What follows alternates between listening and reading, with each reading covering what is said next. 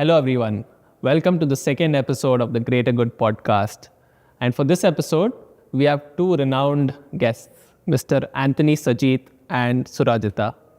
Mr. Anthony has been working with the rural kids in Kolar in empowering them on education, sports, and also in terms of impact with creating pink rooms for women and pioneering the concept for pink rooms.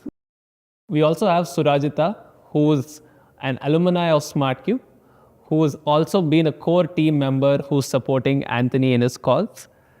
Anthony has set up the Heart of Giving Foundation to enable all of this work. Let's dive right into it and hear from the people themselves.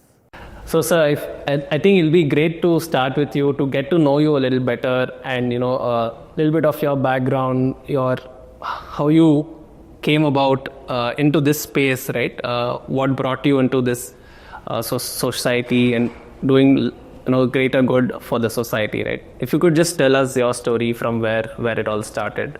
Yeah, hi Keshav. I think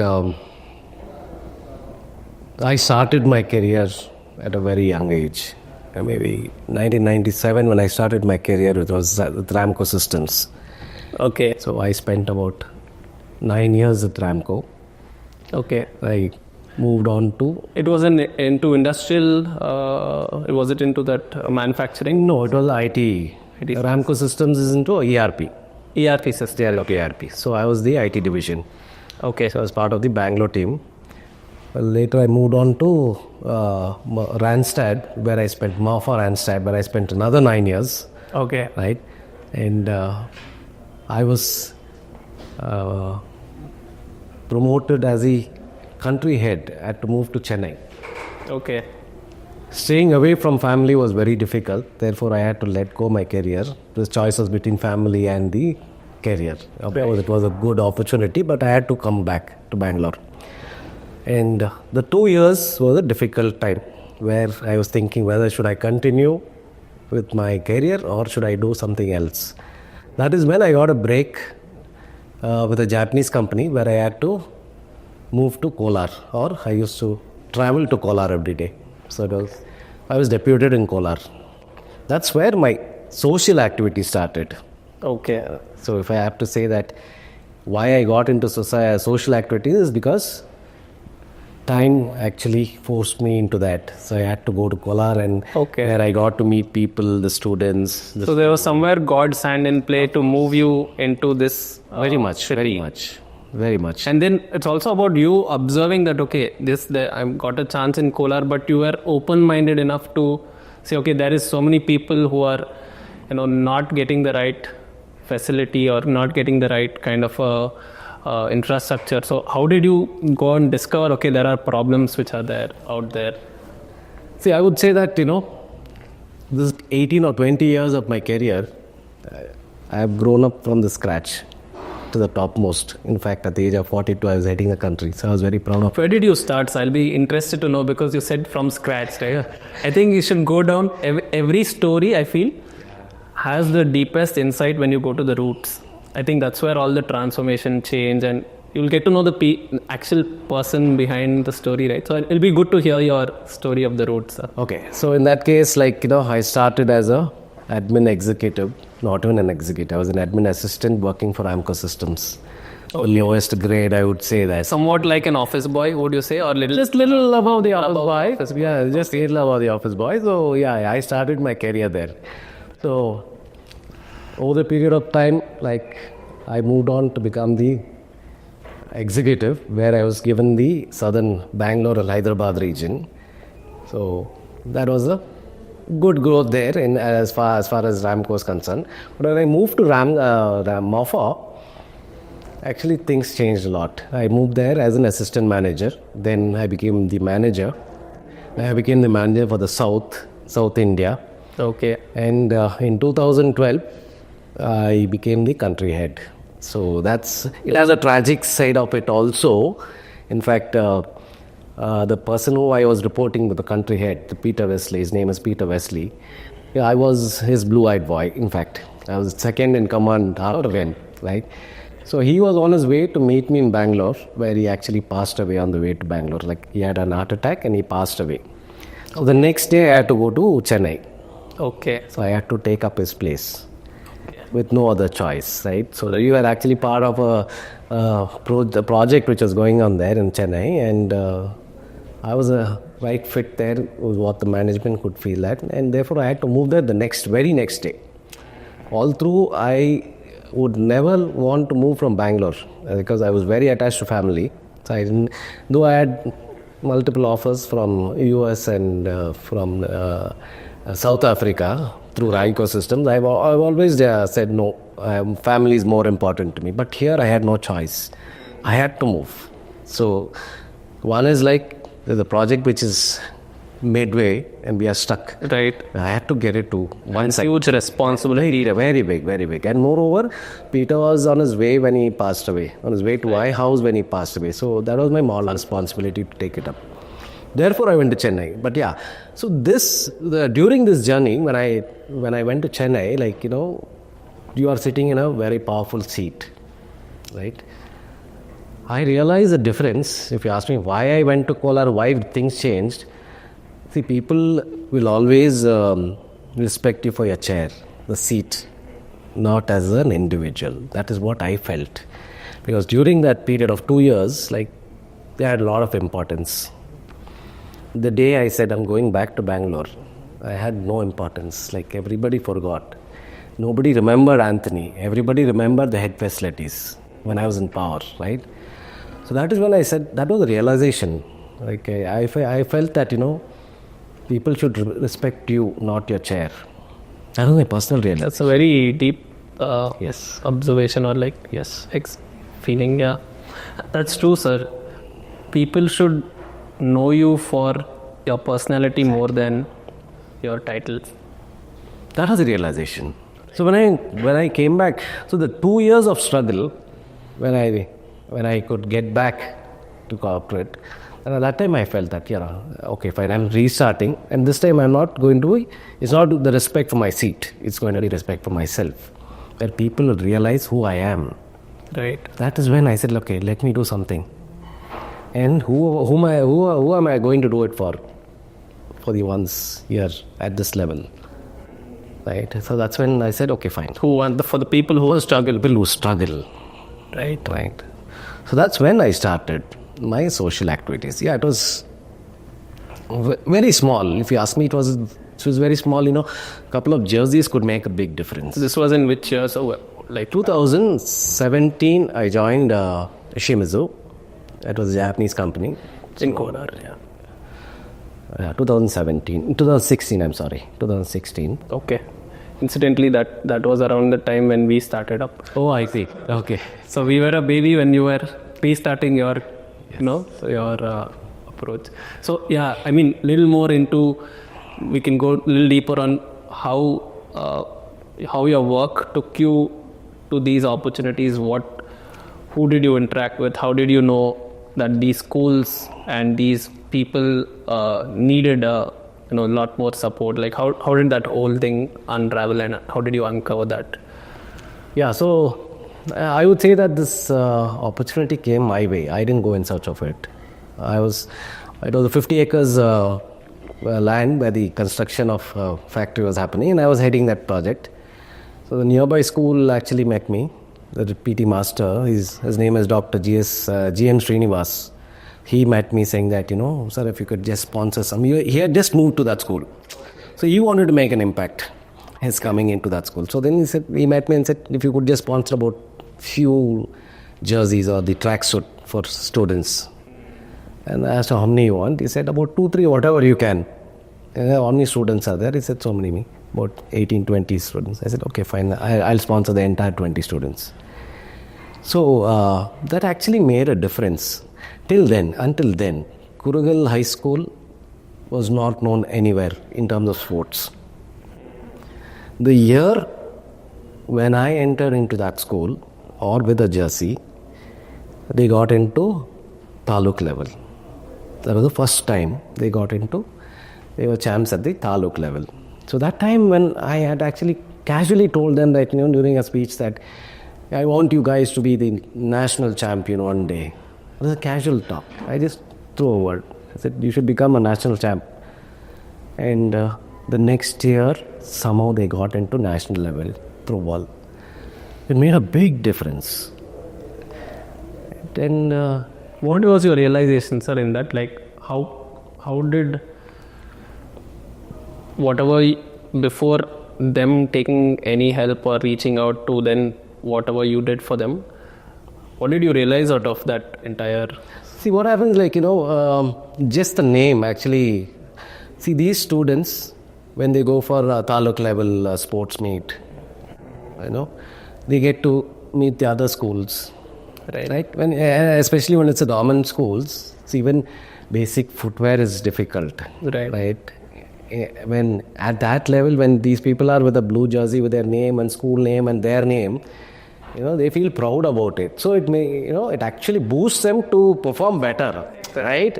So that is where it made a difference.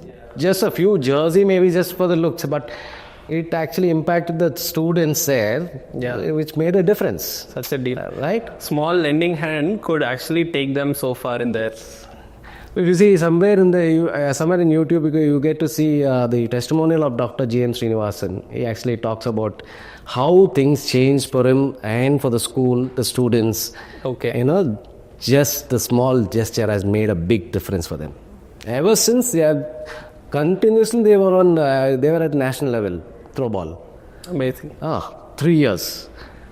17, 18 and 19. I think post-COVID, during COVID, we didn't participate, but 3 years they were at the national level. Yeah, national champs. Amazing. Right. That made a big difference. After which, then I told these students, in 2019, I told them, now that we have reached, somewhere we are known that we are the national champs, let's focus on studies. Right? When I asked them, what's your highest mark last year? Topper. They said 564. And I said, anybody one more mark above that, we'll get 1 lakh. Wow. Yeah, I just threw the word, okay? I wasn't prepared. Like, everybody was shocked, including the staffs, the students, everybody was shocked. Of course, now that I had committed, I have to keep up to my words. I told them we'll catch up next year, and unfortunately, it was COVID. Okay. Right? We didn't have the exams. 21 or 20, for 2 years we didn't have exams, and 22 I went back. I said I promised, though it didn't happen. I still keep up to my words. We will go ahead this year again. Okay. So, I think 4 students had crossed 550 mark. No, not 565, but they had crossed the 550 marks. Right. I distributed that among the 4. Each got 25,000 rupees, and that also made a difference. Like, what did you see them, like, after them winning this prize? Did their parents start really, like, generally in what I've seen in government schools also is that they just look for, 10th or maybe first or second PUC, and they don't really ask them to kind of earn for the family or move into some kind of whatever job they can get at that point of time. Did that change or transform the thinking at the family level as well, that there is future in pursuing education, or what kind of changes you saw, sir, at that point? There was one girl by name Kirtana. She was the topper in Kolar. Her ambition was to become an IPS officer. I said, bring her to me. I will take care of her. Right? Farmer's daughter. So, I gave her a MacBook Pro. I said, see, this is a small gift from my side, but yeah, if you can become an IPS officer, I'm with you. You can continue. So if you see, especially in the rural Kolar, I've seen that the students are very smart. I've come across students, the result there is 100%. And if you see, most of them are first class. I have to compare it with my daughter. I would say they are much better than my daughter. The same syllabus is the same. Anybody who I talk to, any school I talk to, they say, what's your result? They say, 100%, sir. So, and what about the first class? You will find majority in the first class. Students are very good. Without much facilities there, I've seen them to be very good. So in Kolar, there is a attitude and mindset of keeping education as a Much. Whichever school I've gone, they have taken it very very serious. Yes. seriously. So what they need is just a boost, Just that. and they can go way higher. Yes. So in that effort, I know that you then went on to do a lot more initiatives on even the education front, right? So how did you go about it? So after that was like we started setting up computer labs. Okay. For each school, Schools. small computer. Yeah. So the intention was, like as you said, to parents want them to continue their studies, or do they want them to earn for the family? Yeah, not everybody wants to continue because for various reasons, financial reasons. I said, okay, fine. So in that case, why not we set up a computer lab where people start learning computers at their high school level, 8, 9, 10. Focus was more on 10. So that anybody going out of school, if they know basics of computers, They can easily get a job. anywhere, right? Today, everywhere you go billing, you can either do a billing or a DTP operator, you can do anything. So we started focusing on setting up computer labs. The first lab was set up in Kamdenali High School. Okay. So the students there, it was inaugurated by the SP of Kolar that time, Okay. Mr. Devraj. Okay. So it made an impact, right? So I have another set of my friends. It's called the team is called Shikshan. They do the training. Saturdays they go from Bangalore, Okay. teach the students. I was going to ask you, like, yes, you're setting up a computer lab, but are the teachers at a stage where they can impart that knowledge? So now you're saying you're training the teachers or you're training the students? No. They are my friends. We run an NGO called Shikshan. It's run by Kiran and Vinod. Shout out to Shiksham, guys. Shikshan, okay. Shout out to them. So Rajesh is my very good friend. He was part of the COVID, during the COVID, he was part of my team Okay. as a COVID warrior. So he goes to Saturdays, he goes to Polar every Saturday. He works for Metro. Cash and carry. No. Or the metro rail. Metro Rail. Metro rail. So he is superintendent Okay. for Hudi station. So he goes on Saturdays. Between 9 and 11 is a class, the computer class. So he teaches there. And end of the syllabus, that's say June to December, they teach. December they have a test for them. Okay. For all the schools, for all the schools which they teach, everybody gets to, on that particular day, they have a exam, a test for the whatever they have learnt. And there's something called Shikshan Habba, which they celebrate, Okay. which is apparently going to happen tomorrow. So the toppers are called there, including the students. All the students will assemble at that place. Okay. And the toppers would be given trophies and a laptop. The topper will be given a laptop, or others, the winner will be given trophies. Amazing. Right? So I was sure that, okay, fine, we have a very good team. See, I can only give something within my capacity. There's somebody who's doing more than me by teaching them, right? Spending their time. Everybody is working in an IT company. The person we know is working for ISRO. Right. Right. So they take out time to teach the students. Very nice. All volunteer. All volunteers at their cost. So that actually boosted, and we started increasing the number of schools. Where you do the computer lab. Computer labs. So this setup, like how many computers are largely in each lab? See, it depends on number of students. The students above 100, we set up 10 systems. The system in the sense, computer table, chairs, keyboard, mouse, so boot systems which they can use up. So one question, sir, how do you manage to, like, do you raise funds for such initiatives, or how do you work with getting the funding for such initiatives? Do you have a team or something like that, or? See, when I started in 2016, I was alone, right?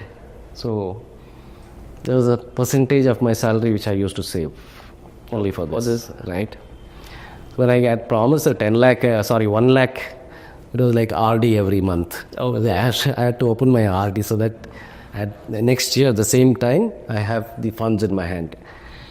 And 2022, 16 months after this, I think COVID changed me a lot. During COVID, things changed a lot. Made a big difference where I would feel that how blessed I am compared to others. That time I got into a lot of activities with the government, the police department. So there's a separate segment we wanted to ask about COVID, all the things that you did during COVID and the COVID warriors that you all set up and the initiatives that set up. Maybe we can dive into that as well, and then probably come to how do you manage I feel a lot of it is self-funded, but it'll be good to hear from you all that. So if you ask me about COVID, I think 23rd of March when we closed down. I think offices were closed down on 23rd March. 29th, I think it was complete shutdown. Yes. I was watching TV. It's about 2 in the morning. People walking down back home, no transport. Hotels are closed. So people had to walk back to their homes. Hometowns. Right? Mostly in the north. That actually really touched me. I told my wife, it's very painful to see them walking. I don't know what I can do for them. 2 o'clock in the morning, this thought came, I don't know what to do. How can I do? And she said, you can do that in Bangalore also. The next morning, immediately I went. That's when I got my salary, I think 30th of the month. And I went to the grocery shop, picked up whatever best I could put by. And all of us got together and started packing, groceries for about a family for 2 weeks, which can carry for 2 weeks. So I knew a lot of North Indian painters. I know people there in my surroundings. I told one guy, hey, do you know anybody who's suffering without food? So he brought somebody, and that word went on. Like, hey, you go there, you get groceries. It started. And all I did was, some people say that, you do something, don't have to tell what the right hand does, you don't have to tell the left hand. I don't believe that. Unless you tell. People won't ask or come. All I did was, I put up the status saying that we did this. People started getting back to me. My CEO, in fact, called me, said, Anthony, can I join you? I want to contribute. I can't do it myself. Can I go through you? I said, okay, yeah, of course. Then my sister. So everybody started, one by one. I was able to collect. Initial, my investment was only 8,600 rupees. But that made such an impact. The entire my company, the staffs contributed their salary, a 1 day salary. It came out to about 4,13,000 rupees. Wow. Like, amazing. And we could touch almost about 400 families. I think that's the power of one good noble thought when you share it, right? I think it's like a snowball effect that everyone wants to join hands with you when you're doing something for a good cause. Like recently, I'll talk of one of my experience as well. In October this year was, October 13th was my birthday, and I had just this thought that I should give food to people, rice, dal, and all of that, pack it and give, right? I just had this thought, I shared it with my wife that I want to do this. And then next day, I ordered with some provision stores on 100 kg bag of rice, dal, and all of these jaggery as well. And it came home, and already I started, in my house, there are 10 people, grandparents, and my parents and my kids, my brothers, his kids and all of that. And when all of this came, it was occupied in one room. And I thought, okay, they'll probably make a ruckus of me taking so much space and doing all, because I had to pack them in each separate individual covers and all of that. So I already knew, okay, I'll get shoutings. And next, I had just gone out for some work. After half an hour when I came back, all of them were sitting and packing. And then I joined them. And they were so happy that, okay, we are all doing this together. So they wanted to take part in some way. Right? It's just that I thought, okay, just try it. If it's a good thought, people will join you. Yes. Right? So, yeah, I could see how that could also really come out when you share. I mean, COVID, really, that's where the struggle was, and it was really good to see that story come out. And then how did that transpire to the next set of things, sir? Yeah, after that, I got into, we wanted to do more, first wave, second wave, and the second wave also as part of the police department. Okay. Yeah, so we used to do barricade duties. Okay. Yeah, So you volunteer to... yeah, I was the barricade duty, then I was the airport duty, quarantining people coming from Bombay, especially those days. Wow. So, You put yourself in all the high-risk area. everything, like, my family used to, yeah, we are scared. They don't have to be scared. Nothing will happen. Yeah, so we were out. I think the entire period I was out. Most of the time I was out. I think when you're going with that intent, internally you know you want to help people. Generally, you don't need to fear when you know you're doing the right thing, right? Yes. So things will work out. As we say, no, the greater hand would play a role in taking care of those things. So I think definitely that has come your way to help you, support you to do the things that you should continue to do. So very happy to hear that. Yeah, finally I was also infected. I got my COVID and that's fine. So that was in the third wave. So, I'm sorry. Yeah, so it was a good journey in terms of going through the COVID time. Right. That actually made a difference. Then I said, okay, fine, now let me start something. Everybody needs a name, in the sense, I didn't want Anthony to be known. I wanted an organization to be known. And I felt that I should start an organization. How long will I go? Anthony sponsored this, Anthony sponsored that. Instead, even in my absence, it should continue. Then I thought I should register an NGO. So it was on my mom's birthday. Then I felt that, soon after meeting her, took her blessings, and I was on the way to office, and I said, what do I name it? And I thought, okay, Heart of Giving is a good name. Okay, fine. Then Immediately it resonates. yeah. So I said, okay, I decided to register it. So it was, since it's a Section 8 company, Right. so, right, it's not under trust or a society. Therefore, I needed 2 people. Okay. So more from the family would be better, because where we can take decisions ourselves than trust, where you need to depend on others. Board and all of that. Right. Right. So my wife was always very supportive. In fact, all through. So she was a co-founder. So we started Art of Giving. So I think we have made a good impact in terms of, in the last 2 years, through Heart of Giving, in the brand name of Heart of Giving, came up the Pink Room. Okay. So that was the second initiative with the same schools. Yes. There's In Kolar, not the same school, but in different school. Okay. That's when we thought of Pink Room. Around that time is when you met Surajita, or even before that? Just after that. In fact, Surajita came to me for representing Smart Q.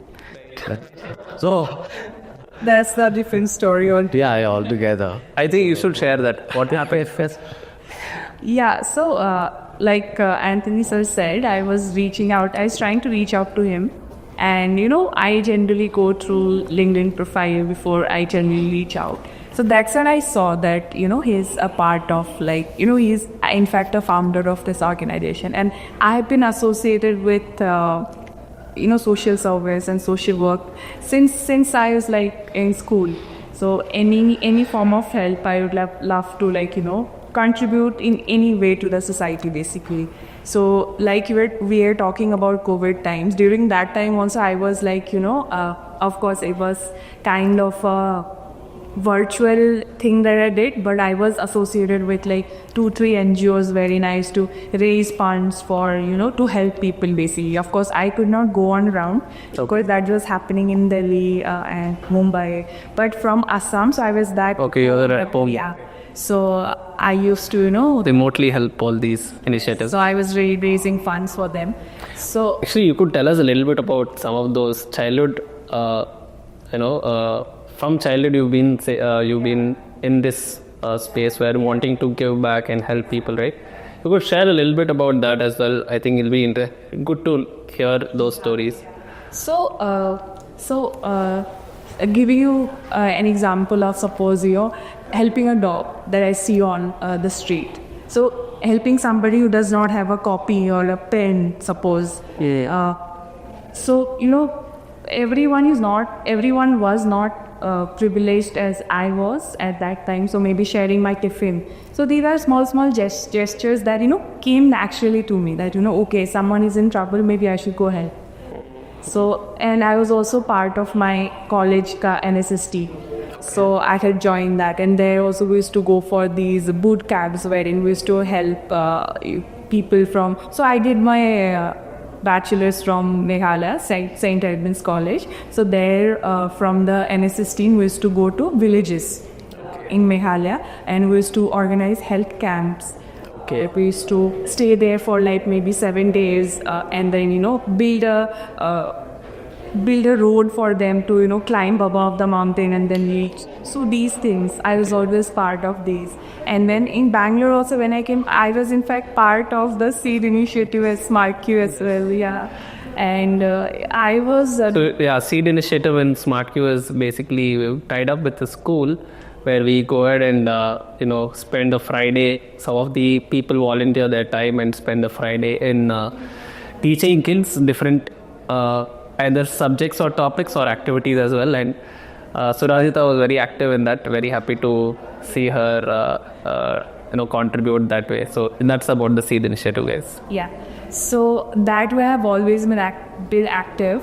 And in Bangalore also, I was actually looking for volunteering opportunities. I had in fact mailed a lot of NGOs, but unfortunately I did not get any response. And, that's when within that process, through SmartQ, I reached out to... When you were doing actual office work, you ended up figuring out your... Exactly. Something that we are very passionate about, yeah. And, I texted him on LinkedIn. That's this, and, very... In fact, I actually congratulated him that, you were doing such a great job, because I genuinely, value people who think about the society and, at least want to contribute, because, everybody has 24 hours in the entire day. They have to divide that, and within those hours also, if you're taking your time to give back to the society, I think that's a very good thought in itself. So I congratulated him for that, and then that's how our conversation began. I met Aithari sir after that, and then that's the entire story of how I met him. Okay. And then you understood what Heart of Giving does, yes. And then you're like, I'm ready to volunteer. Awesome. Yes. That's how it happened.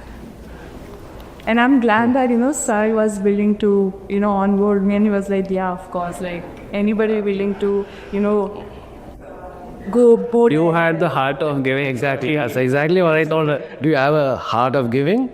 So you're part of us. Yes, simple as that.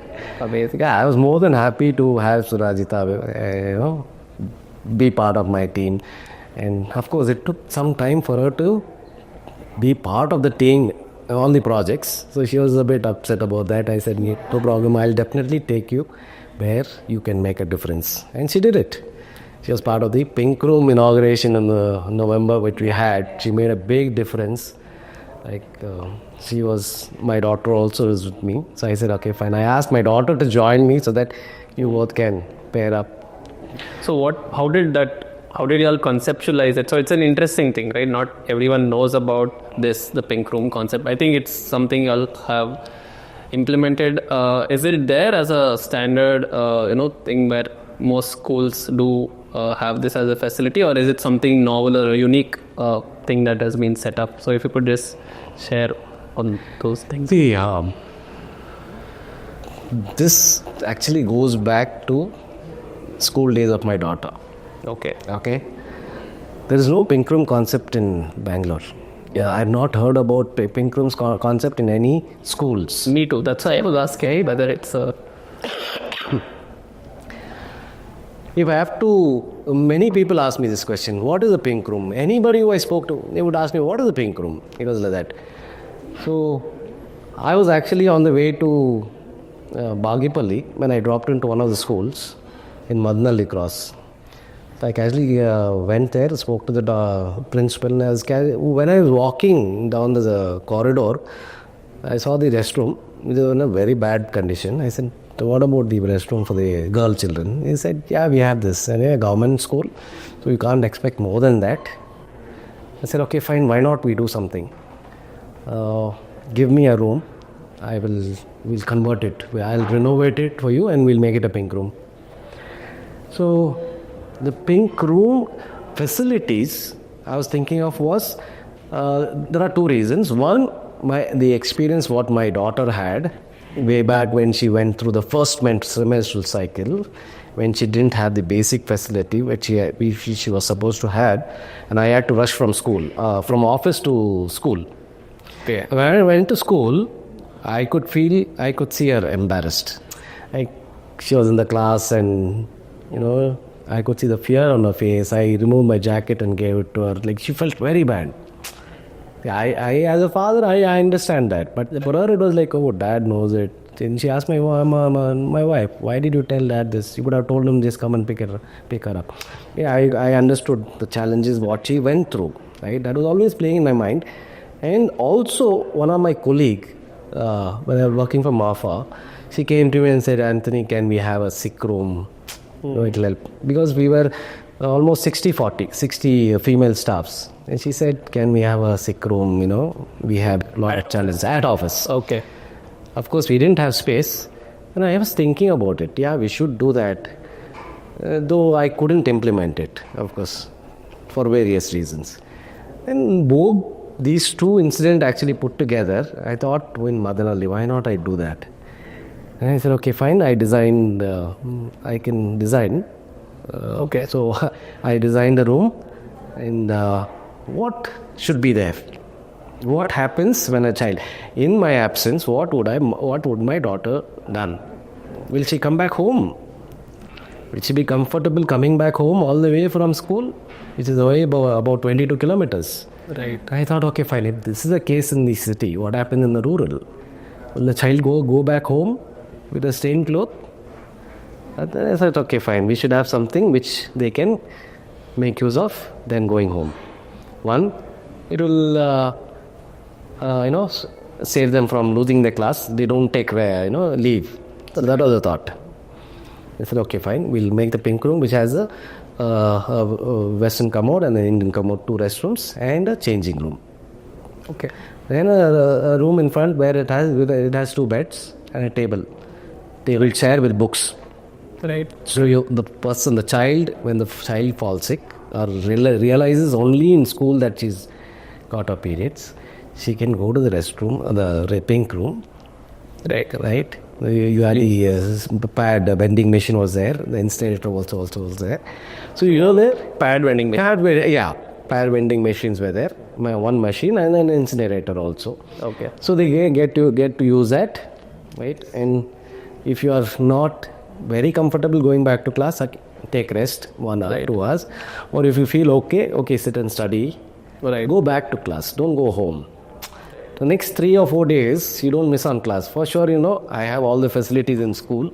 Right. Therefore, I will not miss on class. So when you see like that, on an average, even if you have about 50 students, girl students, right, we can just calculate how many classes they will not miss. How many people will not miss classes. Right. So this was the first pink room in Karnataka. Kolar Madanalli was the first pink room in Karnataka. Right. So Bangalore Mirror carried this news. It says Kolar gets his first pink room. That's when, and that news actually reached the International Human Rights in Bombay. Okay. Where they had a interview with me behind the car. What is the reason about this concept and all that? So after which it actually made a big impact. People started talking, and then I got my they started calling me Pink Panther. I got my brand name as Pink Panther. Then the second pink room was on my birthday, 50th birthday. I said, okay, fine, today I make a difference. Nice. You don't look so much. You look much younger. And so I said, okay, fine, for half century, I need to make a difference. I said, okay, let me plan for that. and got the second one done. It was a full construction from the foundation. Okay. Yeah, from the foundation. That was the second one. Third one was what we did last month, which is again in Kalnur. So this actually made a big impact where Kamal Hassan actually called me. Oh. Kamal Hassan. I met one of the IPS officer and What was the call about? So, like, what he congratulated you for this, or? no, I was sharing the dais with one of the IPS officer on the program. Okay. So we got people introduced me to him, and of course, he's an IPS officer, as a common person. Right. Then when the person told him, sir, he's known as Pink Panther. He said, what Pink Panther? What Pink Room? When I explained it to him, he said, how did you think of this? How did you think of this concept? I said, just like that. Then he just pulled me, he said, please take a picture with him. I want a picture with him. The next day he tweeted. He tagged the CM of Tamil Nadu and Deputy CM and also Kamal Hassan. Okay. Right? So next day he said, I met a Pink Panther of Karnataka and Bangalore yesterday. And I think he's doing a good job. We should implement the similar thing in Chennai or in Tamil Nadu. Okay. And he said, next time when Kamal is in town, you have to come down to Chennai. So then I went, I think it was in September, October, I got a call that he wants to meet me. I went there. It was just a casual meet. Of course, he just wanted me to introduce this concept in Tamil Nadu. So Kamal Hassan actually spoke to me and he appreciated this concept. And he said, we should look at other schools. And he said, okay, fine, we'll do that. By then, the third Pink Room actually happened in Bangalore. Kalnur. That actually, the story was carried one day before the inauguration. Okay. Why Pink Room? What is the reason behind this? And what are the facilities? How was it made an impact? So that story actually was published across Karnataka in all major papers, all major newspapers. So the Bal Vikas chairman called me. Of course, the story didn't carry my name or my number. Okay. Nothing. But they found out who. They found out. So a lady called me and said, the chairman wants to speak to you. He'll be calling you. Please receive his call. I said, okay, fine. I was so packed that day. I missed his call. And again, I called him back. He said, I congratulate you on behalf of government of Karnataka. You have done a big job. It's something which we are supposed to do. You have done it. He is the chairman for Bal Vikas. So this is the education for children, youth, is chairman of the body. Yes, something like that. So he is from Dharwad, I guess. He said, next time I'm in Bangalore, we'll definitely catch up. I said, fine. Then I got a call from the MP of Krishnagiri. From his office, they called me. I shared some information. So then somebody from Mysore called me. And the people who called me were all who had to actually search for my name, my number. Then the same thing was carried on Times of India, where the Rotary Club president called me. He said, we were thinking of doing this. You have already done. We are proud of you. So I felt that, as an individual, if I can do so much, so government can really if it takes it forward, it can make a big impact. Right. But the next day, I get a paper clipping from Chennai that government has sanctioned about 1.62 crores as a pilot project for Pink Room, in Tamil Nadu. I still have the paper cutting. I was very happy. Though it's not that just because 21st or what happened on 21st, this news came in 2030. It wasn't that. So my first project was in 2022. Okay. So ever since I've been promoting Pink Room. Many people, good people, whom I don't know, have actually tagged our CM, Deputy CM, saying that Anthony is doing a good job. Why not we take it up from the government side? Person by name Swayambhu. Okay. Right. We got to know each other for something related to the dogs. Okay. She's an activist, animal activist. So I know her just as, I wanted to adopt a dog and puppy, and she actually, that's how we got to know each other. But she actually promoted this by tweeting and tagging the CM, it went up to the PM. The final thing, she said, I've done my best, I've tagged Mr. Narendra Modi. Beyond that, I don't know what I can do. Yeah, so people started knowing this, how it can make a big difference to the boy child. So that's where, now I feel that, I got to know last week that after this Times of India story, there's another NGO who has started the similar implementing the same With schools. with schools. I think for them it's going to be the first project.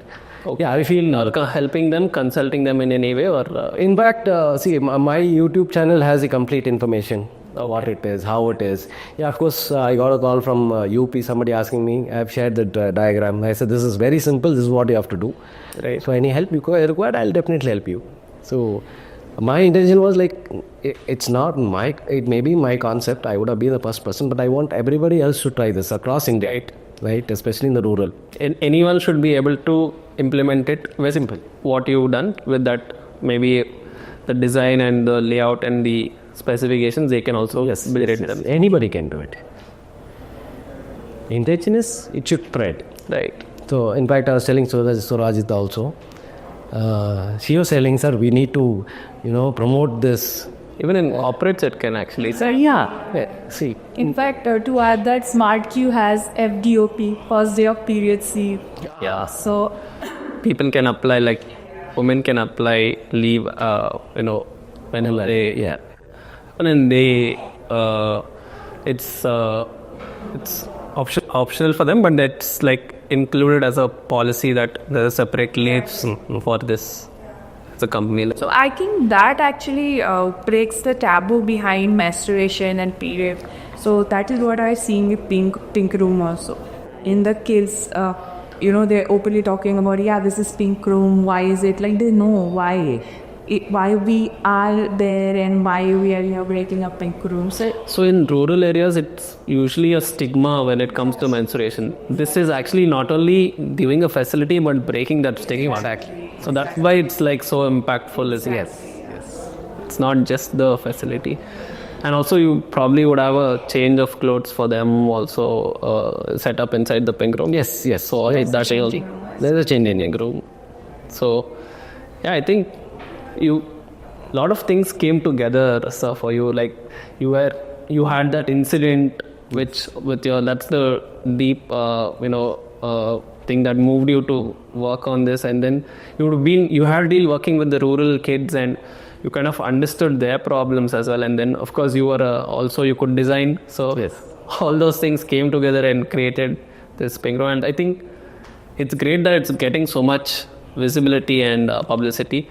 I think we are also adding to that. Yeah, it was. And hopefully it reaches all the right audiences to be able to implement it in their schools, or even we would probably we would also want to take this up to see how we can, if not the concept of, we also already have a restroom at office where people can lie down if they're not well, but adding some of the vending ads and also the insulator, so these things I think can be also incorporated as inside the office. And good thoughts from what I could take away.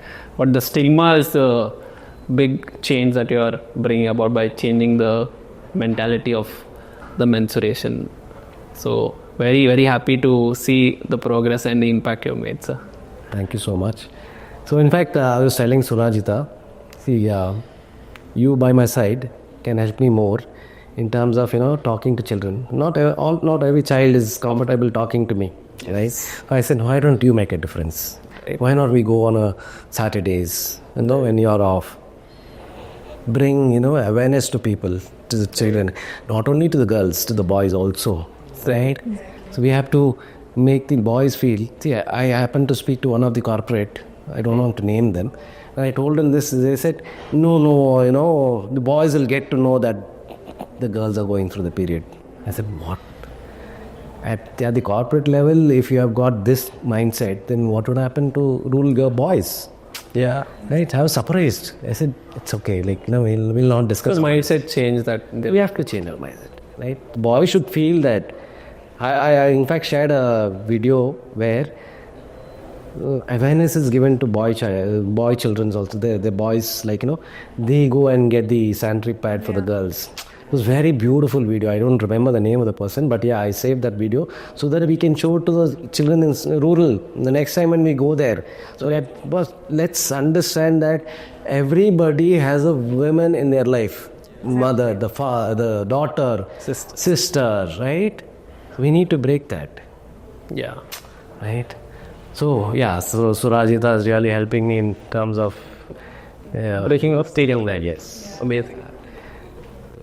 No, it's really nice to see that people coming out talking about period soap, period act, breaking the taboo. So yeah, it's a way in itself. I will say. What are some of the ways that, say, people who are watching this video, people in SmartQ, could contribute and help in the initiatives that you are doing, sir? One is like, a new foundation. I'm only 2 years old, 22, 22 is like, it's very difficult for me to raise funds. Right. As a newcomer, I it's very difficult for people to, because each pink room would cost us about anywhere between 4.5 to 5.5 lakhs. Okay, on a turnkey basis or whatever, depends on the renovation or a complete project. Right. It's a big money. So for somebody to trust us, it's difficult. It's going to take some time because we are only 2 years here. I don't even have my FCRA where people can trust me that, you have filed a 3 years return. I have filed only 2 years. Right. So people to trust us is going to take some time. But therefore, we have decided that Surajita, there's one Mr. Arun, our team member, we have decided to contribute whatever we can. Instead of multiple projects, one project a year. Right, one side within the internal team. Right. There will be a day when corporates will definitely look for Surajita, Anthony, Arun. They think that we would like to go through you, partner with you in terms of coming up with more pink rooms. Because doing a pink room is not so easy, like just go there construction. No, it's not that. You have to get the proper approvals from the BOs. You have to speak to the government official. Yes, you have to get the approval. The school has to be prepared. They should be okay with it. Of course, everybody wants it. But again, you need to have space, right? Water, electricity. Then again, you have to go to the block education officers, get their approvals. They will have multiple questions on that. Right, then you have to figure out how many girl students are there. Even before we think of a project in that school, how many girl children are we going to impact? Right. It also matters. We are only 10, 15 and we spend about 5 lakhs. It's going to be difficult. Instead, you can look at 100 girl children where it will make a difference in investing so much of money. So the proper approval process, the request to their closure letter, saying a thank you letter, hey, we have received your pink room, thank you so much. Right. So it's a big process. So it's not easy that any corporate can do, any corporate can fund. Yes, but doing it is a bit challenging. And that's where they can partner with. Yes, they can definitely partner with us. And because though I registered in 2022, I've been from 2016. So I know. In fact, most of the schools and the BOs also know me in person because of the new concept. The name has got widely popularized in Kolar. Right. So I think there is one way, obviously, by contributing through funding. The second way is also volunteering their time in any way. Where do you see that could happen? Like, is there any channels where how they can volunteer? Of course, yeah. Like as I told Surajita, why not we do it on a Saturday? Yeah, Surajita is alone. If she has another couple of people more with her, we can spend more time with her. Yeah, we can plan. Okay. In a month we can at least cover 2 schools, not more than that if it's not possible. At least 2 schools where you can educate. Not only even if you're looking at a lab, like as you asked me, setting up a lab is not big. We need to know who can operate that to teach the students. That's more important. Who is the teacher? Are they trained? Are they trained? Can they do it? Yeah, the implementation and execution is more important. So my first question to anybody is, do you know how to operate a computer? And so you being in that domain of the facilities, infrastructure, so you understand it very well from like how to set up things and how to make sure it's getting utilized. So I'm sure that has also helped you in very much. And I think for all our viewers, I think if we can leave us with a couple of, like say, maybe an email ID, we can probably add it to the link, and also a place where if we could want to contribute, people who want to contribute, we'll add, if you can share us the details, we'll share it to all the viewers who can Of course. want to contribute. Yeah. So one is like, we have ensured that we maintain transparency to all our donors. Now, of course, we have very limited donors, very close friends and colleagues. We make sure that every rupee that they contribute after the project or what it is used for, a regular update is given to them. And also our reports, last two years financial reports is on my website. Right. We have made sure that the audited balance sheet is on my website. So website is actually, it's heartofgiving.in. You have a donate button there where you can donate. Already there. Yeah, so you get a ATG immediately. And apart from that, of course, at the end of the year, we send the formal ATG from issued by the government where they can claim their exemption.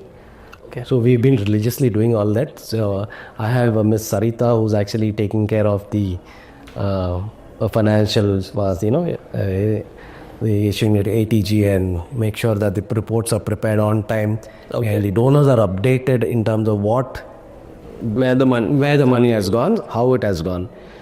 So Arun, Sarita, Surajita, Okay. Ashok, Your team. my team. Yeah, everybody has a role to play.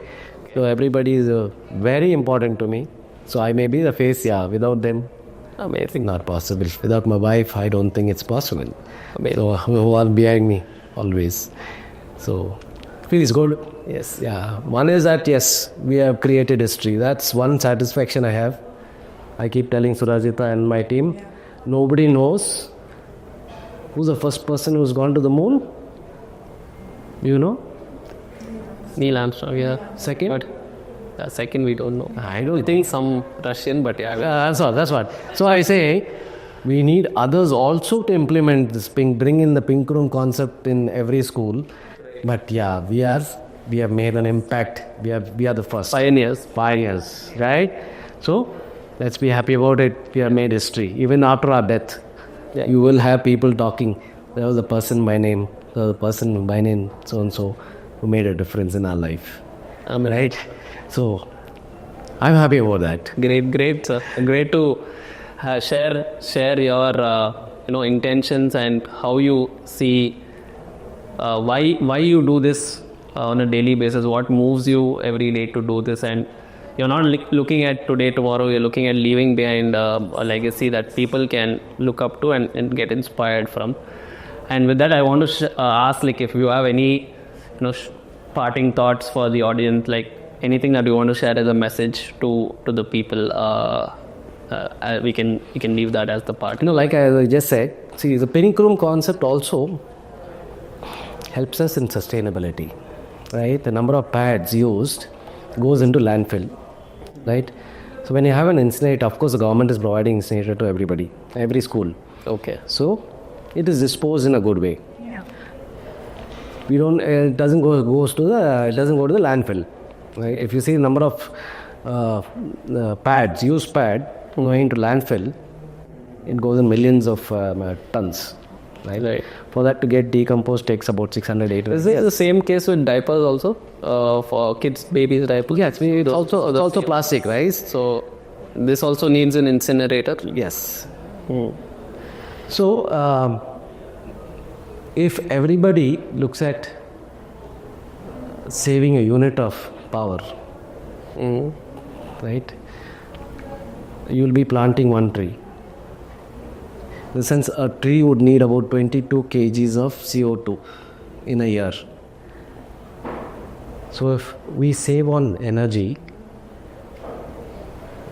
you will indirectly be planting a virtual tree.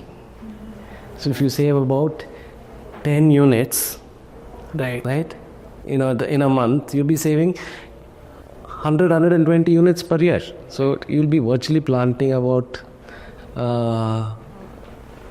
8.2, well, at least say 10 trees, right? Yeah. So if people can, promote this pink room, where I'm talking about landfill, we are also focusing on sustainability. Right. Right? So if people can come forward, I'm not talking about other things, but at least where I am very focused about, if people can come forward, the government can come forward, we can avoid landfills. Instead, there, you will be part of the climate change, bringing it back, right? Right. So you're saying one is the plastic decomposition, Yes. which gets impacted, and you're saying it takes about 1 unit of energy for every for the landfill activity related. Yes. So we can save both of this. Then over a year you'll be literally saving 8 trees, 8 to 10 trees. Yeah. Yeah, I think that's a different way to think about this, and this could be a message which will resonate even with corporates to contribute to this cause. Great. I have a request with you also, Keshav. Yes. If you could just tell your people, I will, sir. This will be promoted. make sure that you switch off the light Right. when you leave the AC and light when you leave the cabin. Right. Every unit saved is 2 earned. Right. In a year, when you see, even if you have to save about 10,000 units per year, you will be planting about 414 trees in a year. Right. Virtual trees, right? Right. It is not for them, it is for their future. Their children, their grandchildren. Yes. Right? By 2030, in fact, everybody is working towards sustainability, bring down the carbon footprints by 2030. Right. Right? Everybody can be a part of it. Yes. Because you are also, you know why? Because if you have gone through Corona, during the COVID, we struggled for oxygen, Right. right? So that should be an eye opener. Right, sir. So that should be that's my message to all the corporates. Tell your people, switch off the lights, save 1 unit. Be happy that I planted 1 tree a year, enough, Right. right? That's a great message, sir. Thank you so much, Surajita and Anthony, sir, for sharing your thoughts, your time, your story. It's really inspiring, to say the least, of what has been done so far, and I can see a long future with your energy, with your passion towards this cause. I can see a long, bright future, and we're happy to support in the ways we can, sir. Thank you so much. Yeah.